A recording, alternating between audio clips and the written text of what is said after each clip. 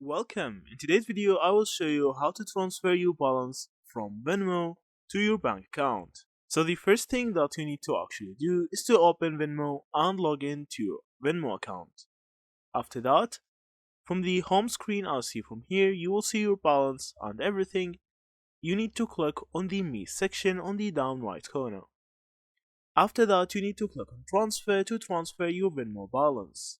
Now the first thing that you need to do is to write the amount that you want to transfer. After that, you will have two options. The first one is to instant transfer, so you will get your money right now. But you need to actually pay a small fee. In the other hand, you will have the normal option, which is to wait for 1 to 3 business days. So in this option, you will need to actually wait, but you won't pay anything. After that, click on transfer, and now the money will be transferred as seen from here. So that's it. Thank you for watching and see you in the next videos.